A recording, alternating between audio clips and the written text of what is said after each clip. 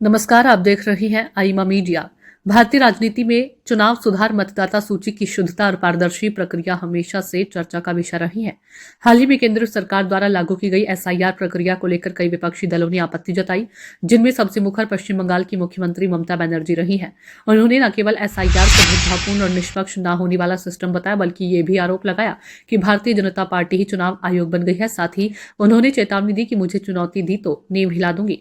SIR पर यह सियासी घमासान केवल सुधार या व्यवस्था तक सीमित नहीं है। इसके पीछे वोट बैंक, ध्रुवीकरण, संघ राज्य संबंध और आने वाले चुनावों की रणनीति छिपी है। इसी के समांतर कांग्रेस और अन्य विपक्षी दल भी रैलियों के जरिए केंद्र सरकार का विरोध कर रही हैं।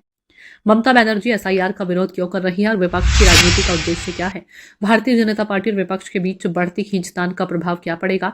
एसआईआर क्या है और विवाद कहां से शुरू होता है? एसआईआर एक ऐसी प्रक्रिया है जिसमें फर्जी वोटरों की पहचान, डुप्लीकेट वोटरों को हटाना, मृत या स्थानांतरित मतदाताओं का रिकॉर्ड अपडेट करना और सीमा क्षेत्रों में सत्यापन जैसे कार्य शामिल हैं।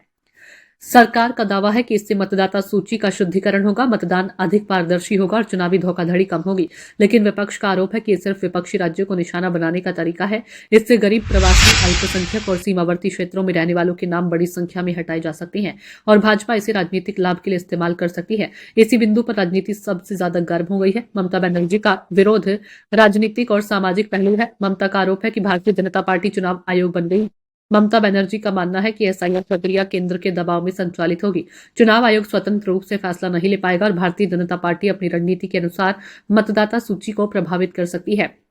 उनका यह बयान कि भाजपा चुनाव आयोग बन गई है सीधा आरोप है कि चुनाव सुधारों की आड़ में भाजपा अपने राजनीतिक फायदे के लिए व्यवस्था को मोड़ रही है। उनके यह अपनी सोच है। असल में ममता बांग्लादेशी मुद्दा और वोट बैंक की राजनीति कर रही है। बंगाल की राजनीति में घुसपैठ और बांग्लादेशी वोटरों का मुद्दा हमेशा संवेदनशील रहा है। भारतीय जनता पार्टी से राष्ट्रीय सुरक्षा और घुसपैठ रोकने का विषय मानती है, जबकि ममता बनर्जी इसे विपक्ष द्वारा फैलाया गया प्रोपेगेंडा मानती है और अल्पसंख्यक व सीमावर्ती समुदायों को डराने की रणनीति बनाती है। भाजपा ममता पर बांग्लादेशियों को संरक्षण देने का आरोप लगाती है, इसलिए एसआईआर जैसी प्रक्रिया सीधे ममता के पारंपरिक वोट बैंक को प्रभावित कर सकती है। यही कारण है कि वह इसे राजनीतिक हमले के रूप में देखती है।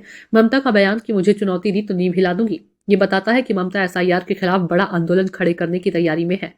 आईमा मीडिया को यदि आप यूट्यूब पर देख रही हैं तो कृपया सब्सक्राइब करें। फेसबुक या सोशल मीडिया पर देख रही हैं तो फॉलो करें और हाँ, कमेंट बॉक्स में हमें अपनी राय अवश्य दें।